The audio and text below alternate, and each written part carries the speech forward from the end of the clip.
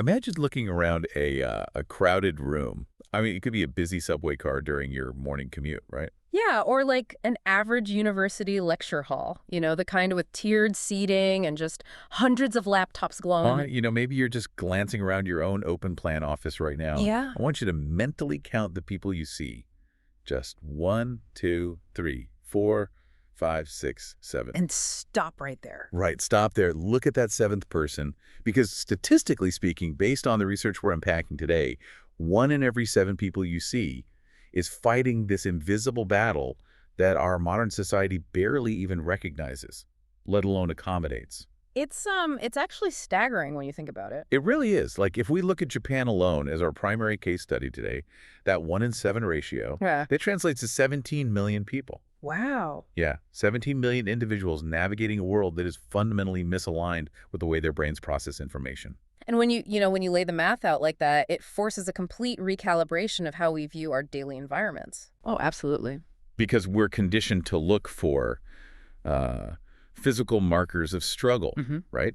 If a demographic is that large, our instinct is to assume their challenges would be obvious. Like we'd see specialized infrastructure or, I don't know, widespread public discourse about it. Exactly. But the defining characteristic of the population we're exploring today is their invisibility. Yeah.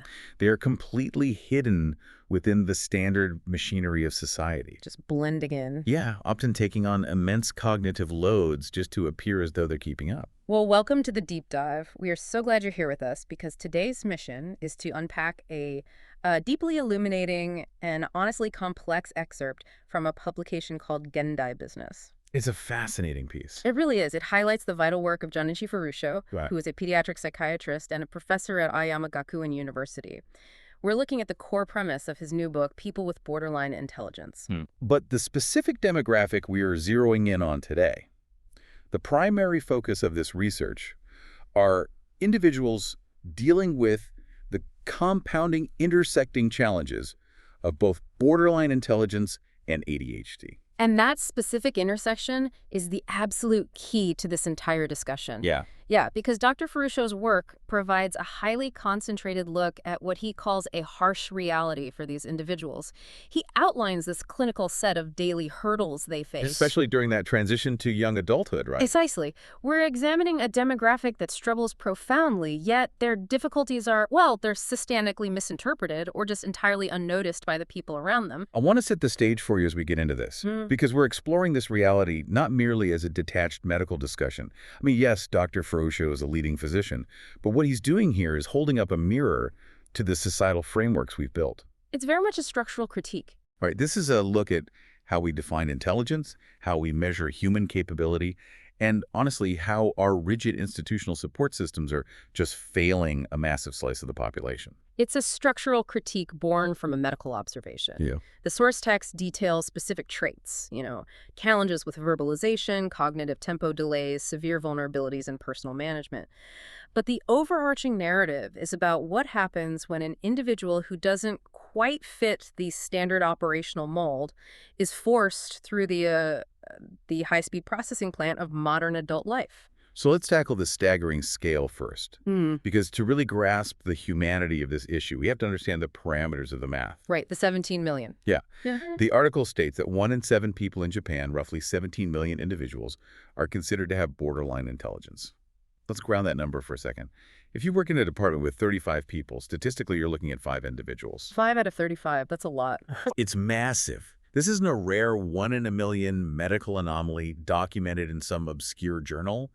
This is a highly integrated, everyday slice of the population. Completely integrated. But to understand why they're invisible, we really need to define the terminology.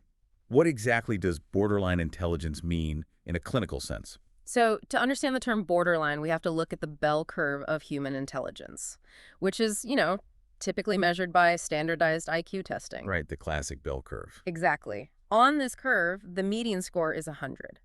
And the vast majority of the population falls within one standard deviation of that median, so roughly between 85 and 115. Okay, that makes sense. Now, historically and clinically, modern societies have established this somewhat arbitrary threshold to define intellectual disability, and that cutoff is generally an IQ score of 70. Okay, so if you score is 69, He scores 69. You are officially recognized by the state and the medical community as having an intellectual disability. Right, and that diagnosis triggers a very specific set of institutional mechanisms, doesn't it? It absolutely does. You gain access to specialized educational programs, workplace accommodations, social welfare benefits, and importantly, a degree of societal grace. Societal grace. I like that phrasing. People adjust their expectations. Exactly. But borderline intelligence refers to the cohort sitting just above that cutoff, typically defined as an IQ range between 70 and 84. So it's exactly one standard deviation above the disability threshold. Right. And statistically, that specific slice of the bell curve encompasses about 14% of the population, hence 1 in 7. Man, that structural cutoff feels so precarious. It actually makes me think of a car engine analogy. Oh, how so? Well, imagine you have a car that you take in for its annual inspection, the mechanic runs a diagnostic, and the engine passes the baseline test. Okay. It idles fine, it doesn't violate emission standards, so it gets the official inspection sticker. The state deems it a normal functioning car. Right, it passed the test. But the moment you take that car onto a high-speed highway and try to merge into fast-moving traffic, the engine sputters. It can't accelerate fast enough, and it constantly threatens to stall. Ah, I see where you're going with this. Yeah, because society only checks the binary pass-fail condition in the garage. It doesn't measure how the engine performs under the sustained stress of the highway. That is an excellent mechanical framing, because our societal support systems are fundamentally binary. They really are. You either have the official designation of an intellectual disability, meaning you're recognized as needing a different kind of vehicle or a different lane entirely, or you are classified as normal. Pass or fail. Exactly. If you're in that 70 to 84 range, you're in the gray area. You do not qualify for a single institutional life raft. You are expected to merge onto the same high-speed highway, process information at the same rapid pace, and navigate the same complex social interchanges as someone with an IQ of 115. With zero assistance. With zero assistance. And then, Dr. Ferruccio's research adds another layer to this, which makes it even more intense.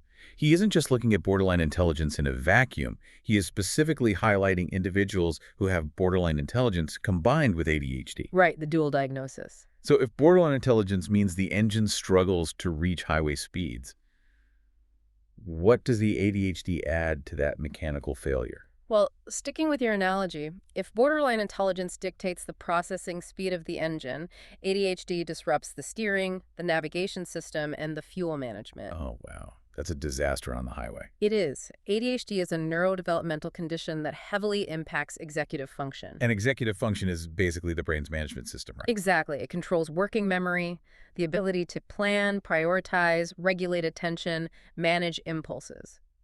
So you have a baseline cognitive processing speed that is already strained by the basic demands of the highway. Yeah. And you compound that with a condition that makes it incredibly difficult to organize your thoughts, maintain focus on the road, or filter out distractions. So it's a dual burden. You're processing information slower than the surrounding environment demands, and your brain's ability to prioritize which information to process first is just heavily compromised. It creates an almost constant state of systemic overload.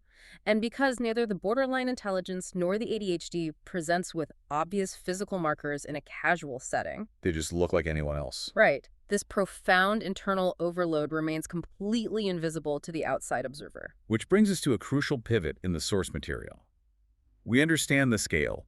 17 million people sitting in this unsupported gray area, and we understand the dual nature of the cognitive burden. The engine and the steering. Exactly. Now we need to look at when this invisible struggle inevitably boils over into a visible crisis. Because the article's title explicitly points to a harsh reality, and it flags two very specific phases of life: university life and job hunting. The text is highly deliberate in highlighting those two specific arenas. Yeah, and I want to dig into the structural reasons for that, because when I first reviewed these notes, I actually had a question about the timeline. What do you mean? Well, if an individual has had borderline intelligence and ADHD since birth, they have presumably struggled through elementary, middle, and high school, Right. Yes, absolutely. and the academic rigor increases every year. Kids can be relentlessly demanding socially. So why does Dr. Ferruccio specifically flag the transition to university and the job hunt as the primary crucible? Why does the system break down there rather than in, say, 10th grade? It's a great question. The answer lies in understanding the shift from a highly structured, externally managed environment to an entirely unstructured, self-managed environment. Okay, the structure changes. Right. In developmental psychology and education, we often talk about the concept of scaffolding. Childhood and secondary education are characterized by immense external scaffolding. Let's break down what that scaffolding actually looks like in practice for the listener. Sure, think about the architecture of a typical high school experience.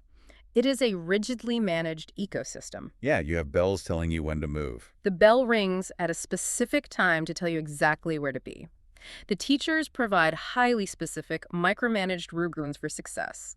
Read chapters 4 and 5 tonight, answer the 10 questions at the back of the book, and turn it into the basket on my desk on Friday morning. It's basically a checklist handed to you every day. Furthermore, you have a network of adults, parents, teachers, guidance counselors who are legally and socially obligated to monitor your progress. If you miss an assignment, someone notices and intervenes. So they're doing the managing for you. Exactly. They're essentially providing the executive function for you. They're acting as your external prefrontal cortex. Wow. So even if your processing speed is slower or your ADHD makes it hard to organize your backpack, the sheer momentum of the high school machine just carries you along. Right. The scaffolding physically holds you up, keeping you moving in the right direction. Exactly. You can survive on the conveyor belt even if you're stumbling. But the moment you step onto a university campus, Oh, boy. that scaffolding is entirely and sometimes violently dismantled. Right, because the university demands extreme independent executive function. Suddenly, nobody is taking attendance in a 300-person lecture hall. Nobody is sending a note home to your parents if you fail to turn in a paper. You just fail. You just fail. The syllabus is handed out on day one, and it's basically a contract that says your entire grade rests on a midterm in October and a final in December. How you manage your time between now and then is entirely up to you. It's terrifying even for neurotypical students. You have to self-schedule, you have to engage in complex long-term planning, and you have to self-advocate. Yes, self-advocacy is huge. Because if you don't understand the material, the professor isn't going to pull you aside after class. Yeah. You have to initiate the process of finding their office hours, navigating the campus to get there, and articulating exactly what you're confused about. Which is a massive cognitive load. For someone with ADHD and borderline intelligence, the removal of that high school scaffolding causes their entire operational structure to collapse. It's like taking the cast off a broken leg before the bone heals. Exactly. They are suddenly entirely reliant on their own internal executive function and processing speed, which are the exact neurological areas where they face their most profound deficits. The environment demands a level of self-management they simply do not possess. That makes the university struggle incredibly clear. It is an administrative and sensory void, but then the source text adds the job hunting process on top of that. Right. And since we're looking at this through the lens of Japan, we have to talk about the shukatsu system. Ah, yes. Shukatsu. The highly formalized, synchronized job hunting season for university students. From everything I understand, it is notoriously grueling for anyone, regardless of their cognitive profile. The Japanese shukatsu system is an intense pressure cooker. It is not just about sending out a resume when you feel like it. Right, it's not casually browsing LinkedIn. No, it's a highly choreographed, simultaneous recruiting process that begins while students are still in their third year of university. It involves navigating complex online portals, submitting handwritten entry sheets. Handwritten, still. Yes, and those sheets require synthesizing your entire life experience into compelling, standardized narratives. And then you have to take rigorous SPI aptitude tests. What are those tests like? They specifically measure rapid information processing and logical deduction under strict time limits. So, it sounds like an obstacle course designed specifically to stress test executive function and processing speed. It absolutely is. Yeah. It is the exact opposite of what this demographic is equipped to handle. And beyond the paperwork and the tests, it involves relentless rounds of group interviews and individual interrogations. I can't even imagine. Job hunting in this context is the ultimate test of projecting a competent, highly calibrated persona to strangers under extreme pressure. You're required to read the room perfectly, understand the implicit social hierarchies of the interview panel, and formulate articulate answers to unpredictable hypothetical questions on the spot. Wow. So Dr. Ferruccio highlighting university and job hunting isn't arbitrary at all. Not at all. These two phases mark the exact developmental milestone where modern society completely stops managing your environment for you and demands that you independently operate its most complex, high-stakes machinery. Precisely. And to truly understand why this transition is so devastating for this specific demographic, we need to get granular with the symptoms. Yeah, let's look at the anatomy of this struggle. The source material provides us with a clinical list of the daily hurdles these individuals face. Dr. Ferruccio lists poor verbalization, an inability to remember work procedures, acting a tempo behind, having an extreme sense of distance in interpersonal relationships, an inability to manage money, and being easily deceived. Okay, that is a dense, interconnected list. And every single one of those traits carries massive implications when dropped into the unstructured environment of a university or a job hunt. Absolutely. Let's break them down, starting with what we might call the cognitive lag. The text specifically pairs poor verbalization with acting a tempo behind. Right. When I read that, it crystallized something for me. I think we often misinterpret a lack of immediate verbal response as a lack of intelligence or lack of thought. That is a very common and honestly very damaging societal misconception. I want to use a computer analogy here, if that's all right. Go for it. Imagine you have a desktop computer. The hardware's intact, the hard drive is full of valuable data, and it isn't broken. But it has an older, slower processor, and you're trying to run a very heavy modern piece of software on it. Okay, I can picture that. When you hit Enter on the keyboard, nothing happens instantly. There is that spinning loading wheel on the screen. It takes an extra 3 or 4 seconds for the interface to update and display the information. Right, the latency. The computer has the answer. It just takes longer to retrieve it and render it. I would actually take that analogy a step further. Oh. In the context of cognitive psychology, it's not just the processor, it's the bandwidth of the connection between the memory retrieval systems and the speech centers. So the cable connecting the hard drive to the screen is too narrow. Exactly. Acting a tempo behind and poor verbalization are not indicators of a void in thought. They are processing delays. The thoughts are present, the fundamental intelligence to understand the concept is there, but the neurological bridge between formulating the internal thought and sequencing the external articulation has a bottleneck. So let's put that bottleneck into a real-world scenario. Imagine a fast-paced group interview during the shikatsu process. A nightmare scenario for this bottleneck. The interviewer throws out a complex scenario. Tell me about a time your team disagreed on a project direction and how you mediated the conflict. Okay, so a neurotypical candidate might begin answering almost immediately. Their brain rapidly accesses a memory, synthesizes the narrative, and begins outputting speech while simultaneously planning the end of the sentence. Just firing on all cylinders. Right. But a candidate with borderline intelligence and ADHD might need 3 or 4 crucial seconds just to process the parameters of the question, scan their memory banks for a relevant instance, locate the necessary professional vocabulary, sequence the grammatical structure of their answer, and finally initiate speech. But in the hyper-competitive environment of a group interview, a 4-second pause feels like an absolute eternity. It feels like an eternity, and more importantly, it is entirely misread by the interviewer. How so? The interviewer does not see a neurological processing delay. They view the interaction through a neurotypical lens. Therefore, they see hesitation, they see a lack of confidence. Oh man, they assume the candidate doesn't know the answer. They assume the candidate didn't understand the question, or worse, that the candidate is simply not sharp enough for the fast-paced corporate environment. The candidate's intelligence is judged not by the quality of their thought, but by the latency of their output. That is so unfair. Yeah. You can see how that same dynamic plays out in the university seminar too. Oh, constantly. Like if the class is having a rapid-fire debate on a text and you're consistently a tempo behind, by the time your brain has fully processed point A and you've formulated a brilliant, insightful response, the class has already moved on to point D. You're left holding an answer to a question no one is asking anymore. Right. You're constantly living in the echo of the conversation, never able to catch the actual beat. You're forced into silence, not because you have nothing to say, but because the conversational window closes before you can render your output. That leads to profound intellectual isolation, and that cognitive bottleneck feeds directly into the next major trait the text highlights. The inability to remember work procedures. Right. In an academic context, this translates to the inability to manage complex, multi-step tasks. I really want to dig into the mechanics of this because forgetting procedures is another thing society quickly labels as carelessness. Yes, they just aren't trying. Right. If you're already struggling with processing speed and someone hands you a manual or gives you verbal instructions with 5 different steps, Mm-hmm. how does the brain fail here? Is this where the ADHD component really wreaks havoc? Yes, this is where we see the concept of working memory deficit come into play, which is a hallmark of executive dysfunction in ADHD. Working memory. Let's define that. To understand this, we need to define working memory. It is essentially the brain's cognitive scratch pad. It is the mental workspace where you hold multiple pieces of information simultaneously, manipulate them, and use them to guide your immediate behavior. So it's not long-term memory, like remembering your childhood address. No. It's the memory you use to hold a phone number in your head just long enough to dial it. Exactly. Now imagine that scratch pad.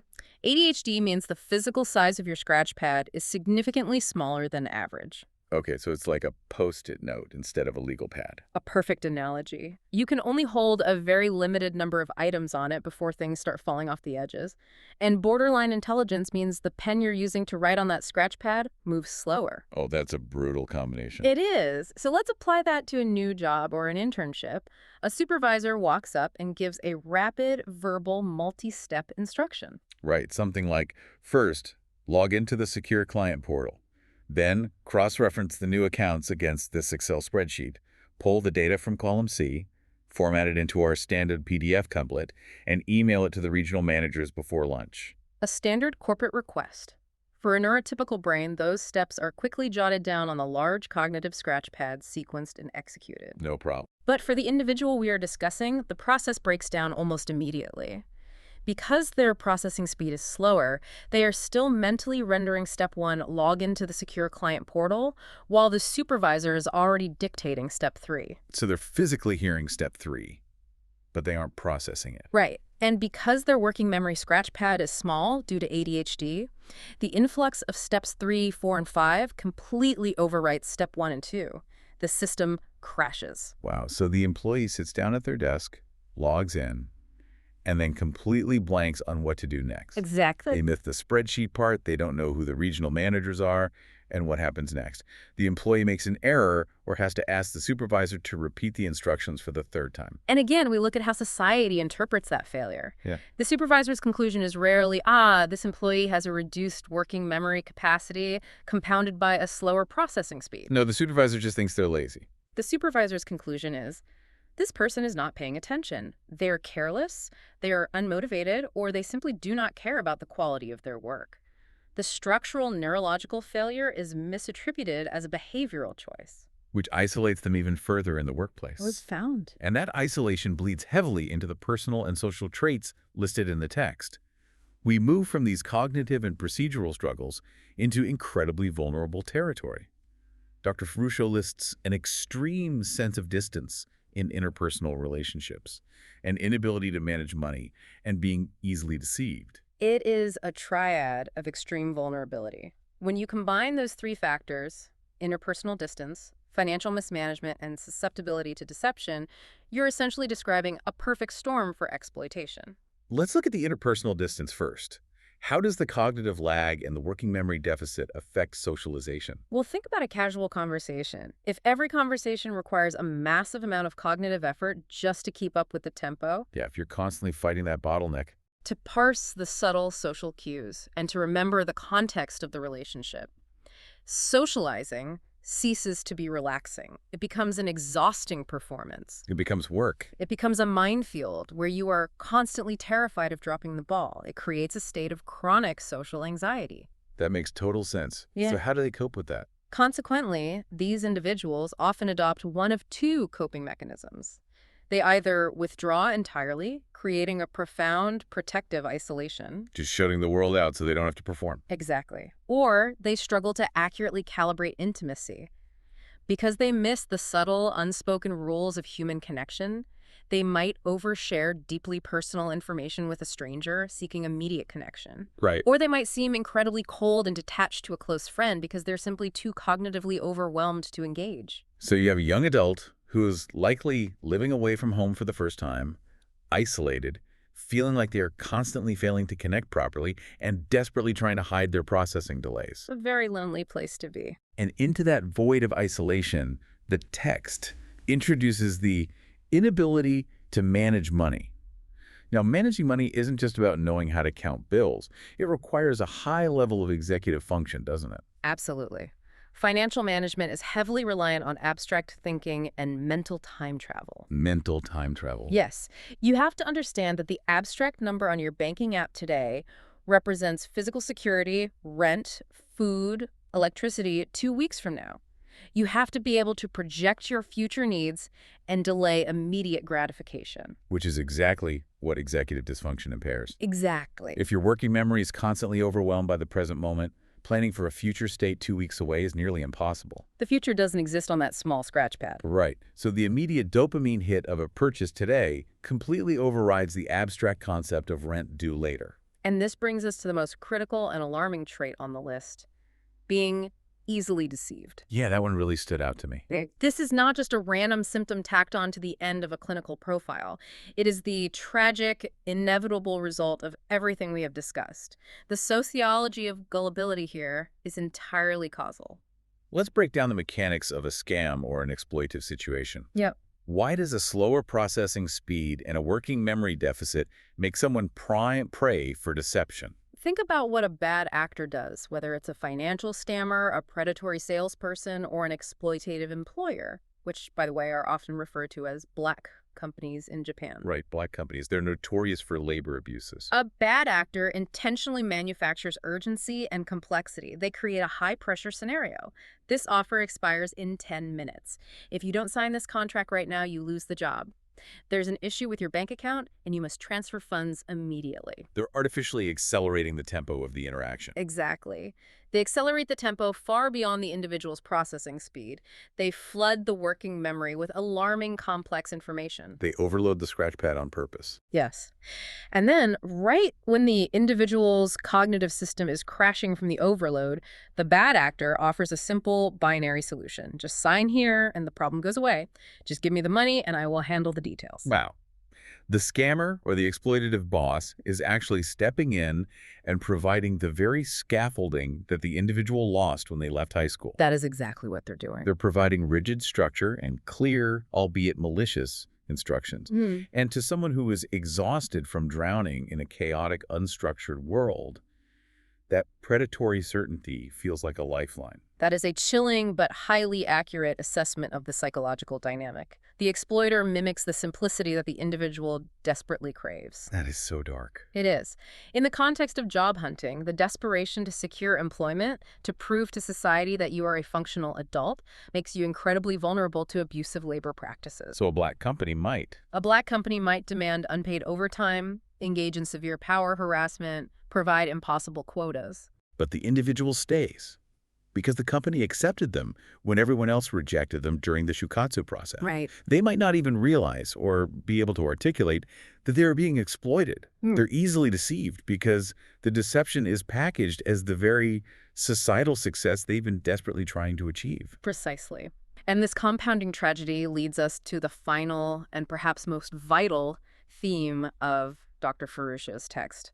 Having meticulously laid out these severe, life-altering vulnerabilities. The cognitive lag, the procedural failures. The social isolation, the financial risk, the susceptibility to exploitation. We are kind of at the core paradox of this entire situation. A paradox of invisibility. Yeah. The text explicitly uses the Japanese phrase, komate iru no ni kizukara nakata. People who are in trouble but whose struggles have gone entirely unnoticed. Unnoticed. That's the key word. Dr. Farrucha states that this is the primary reason he wrote the book. He wanted to take these scattered, invisible struggles and make the overall picture understandable to the public. But I have to ask you as we analyze this, if a person cannot manage their finances, if they literally cannot remember basic work procedures, if they have extreme social boundary issues and are constantly falling victim to scams or abusive employers, how on earth does society not notice that they are struggling? It seems impossible, right? From the outside, that sounds like a blaring siren. It seems impossible to miss. It is a profound paradox. How can such systemic agony remain invisible? The answer lies in two intersecting psychological concepts: misattribution and masking. Okay, let's unpack those. Misattribution. We touched on that earlier with the supervisor example, but it bears deeper exploration. Right. Society notices the outcome of the struggle, but it completely misattributes the cause. Because we're back to the binary car inspection. They don't have the official placard of a recognized disability, so society assumes the engine is fine. Exactly, because these individuals have borderline intelligence. They lack the physical markers, the speech impediments, or the severe developmental delays that society has been trained to recognize as a valid disability. They just look like average people. They look entirely typical. They are sitting in the university lecture hall. They are wearing the standard black suit at the job interview. They are on the playing field. So when they drop the ball, the referee assumes it was intentional. Exactly. The failure is not attributed to a neurological or cognitive deficit. It is attributed to a defect in character. Society labels them as lazy, apathetic, careless, unmotivated, or simply irresponsible with money. It is the difference between recognizing I cannot do this fast enough versus assuming you will not try hard enough. We notice the problematic behavior, but we remain completely blind to the underlying cognitive friction causing the behavior. We view their medical reality through a lens of moral judgment. And because they are slapped with moral failings rather than medical struggles, they receive discipline, reprimands, and termination instead of support, accommodation, and structural empathy. Which leads directly to the second concept you mentioned, masking. Right, masking. Masking is the inevitable survival response to constant societal misattribution. When the world consistently tells you that your natural baseline of operating is a moral failure, That you're just weird or slow or lazy. you learn to hide your natural baseline. Masking is the exhausting, conscious, relentless effort to suppress your natural behaviors and artificially mimic neurotypical behaviors in order to avoid social punishment and professional ruin. I cannot fathom the cognitive energy that requires. I mean, if your brain is already working overtime just to process the basic tempo of a conversation. Just to keep up. Right. And now you have to allocate half of your remaining processing power to monitor your own facial expressions, forcefully maintain eye contact, suppress your ADHD impulses to fidget, and pretend that you fully grasp a complex instruction that you actually just lost from your working memory. It's a recipe for total burnout. It has to be. The cognitive toll of masking is astronomical. It is entirely unsustainable. And the cruelest irony of masking is that the better an individual becomes at it, the more invisible their genuine struggle becomes. Oh, that's heartbreaking. They use every ounce of their available energy to project a flawless facade of functionality during the 8-hour workday or the group interview. And then what happens when they get home? They completely collapse. They experience severe burnout, profound depression, and debilitating anxiety behind closed doors. But society only sees the mask. Right. The professor, the recruiter, the boss. They only see the person who is apparently getting by. They do not see the crushing internal cost of that performance. This highlights exactly why Dr. Ferruccio's perspective as a medical professional is so incredibly vital here. The text notes he is a pediatric psychiatrist. He is trained to look at the developmental trajectory of the brain. Yes, his lens is medical, not corporate. So when he looks at young adults who are flaming out at university or being chewed up by the shikatsu job market, he isn't looking at them through the lens of a frustrated corporate manager. Right. While the rest of society just sees a young adult who lacks grit or competence, Dr. Ferruccio sees the medical and cognitive root. He sees the invisible intersection of borderline intelligence and ADHD. He is trying to translate a complex neurological reality to a society that only speaks the language of productivity and compliance. That translation is the crux of his entire mission. Dr. Ferruccio is demanding that we fundamentally change our lens. We have to. As long as we continue to view these systemic cognitive struggles as individual moral failings, the 17 million people in Japan and the millions more globally who share this profile will remain unnoticed and unsupported. Because true support does not begin with forcing them to mask harder. It begins with accurate recognition. It begins with acknowledging that the gray area of the bell curve exists and that the people living in it are fighting exhausting battles we have structurally chosen to ignore. Let's take a breath and recap the journey we've been on today, because we have covered immense ground, diving deep into the psychology, the neurology, and the societal structures that create this harsh reality. We really have. We started with a statistic that recontextualizes the room around you. 17 million people in Japan. 1 in 7 individuals falling into the gray area of borderline intelligence. We moved from that macro-level data to the very specific vulnerable transition from the highly scaffolded world of high school into the executive function-heavy voids of university and the grueling job hunt. We broke down the mechanics of the struggle. We looked at how a slower processing speed creates a cognitive bottleneck, turning a 3-second delay into a failed interview. And we explored how a working memory deficit, the shrinking of the brain's scratch pad due to ADHD, makes multi-step procedures feel like an impossible maze.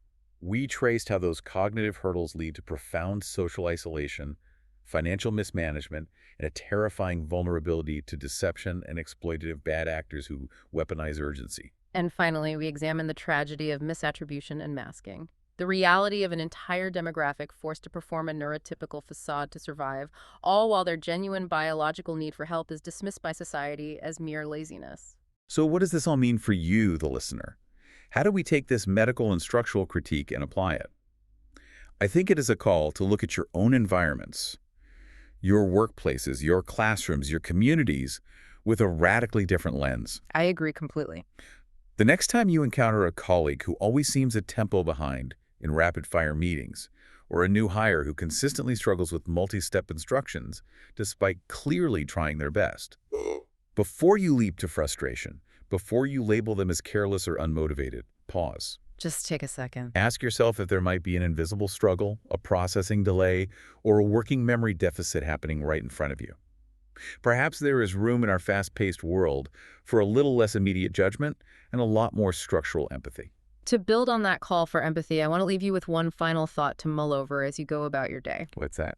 If 1 in 7 people, roughly 14% of the population, cannot naturally thrive in our current educational and corporate systems without extreme, often silent distress and exhaustion, at what point do we have to look in the mirror? Wow. At what point do we stop labeling this as a borderline intelligence problem of the individual and start acknowledging it as a massive systemic design flaw in the architecture of our modern society? Think about that busy subway car, that crowded classroom, that open plan office. 1, 2, 3, 4, 5, 6, 7. The battle is only invisible if we refuse to look. Thank you for joining us on this deep dive. Keep asking questions, and we will see you next time.